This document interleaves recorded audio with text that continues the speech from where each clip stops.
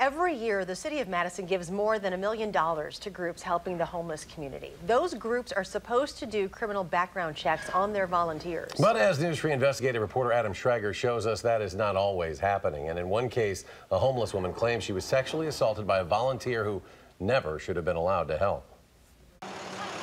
Inside the Social Justice Center on Madison's east side is Sanctuary Storage. It's where people who are homeless, like Christine Piersdorf, can keep much of what they own. There's a lot of people who utilize it and count on it. Earlier this year, Christine met a volunteer at that facility. He never ever said anything that even raised flags with me. She would only find out the volunteer was a registered sex offender after he allegedly assaulted her one night when she and her fiancé got a hotel room in Madison to shower and clean up. I was brushing my teeth and I wasn't really paying attention, and he came out and up behind me.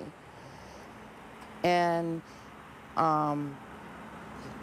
you know, he was trying to grab me, and then when I turned around, I mean, he was naked when I turned around. That volunteer has since been arrested for allegedly exposing himself at an area department store. I think the city has a responsibility to make sure that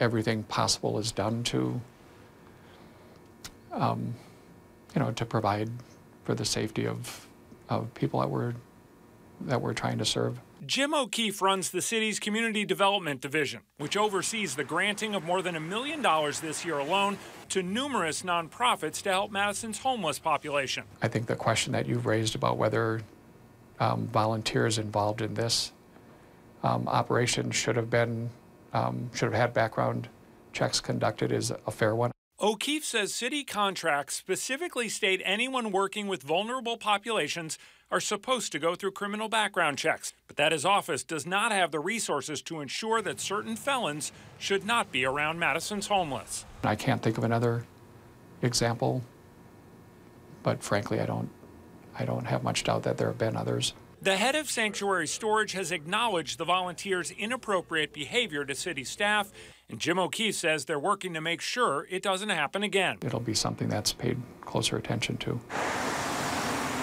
Back at Sanctuary Storage, Christine Piersdorf now wishes she had taken her fiancé's advice and reported the incident to Madison police. She's hoping criminal background checks are done going forward to protect people who may not be able to protect themselves. You've got people with disabilities here, you know, mental, physical disabilities that, you know, may make them less likely to be able to handle a situation like that. In the last 3 years, the city of Madison has paid Sanctuary Storage's rent inside the Social Justice Center for roughly $65,000. It plans to review how all the taxpayer money going to the homeless is spent later this fall. In Madison, Adam Schrager, WISC News 3. Now, in addition to not doing background checks on its volunteers, Sanctuary Storage is currently delinquent on its license with the state of Wisconsin as well. The nonprofit's leader did not return multiple efforts to get a comment from News 3.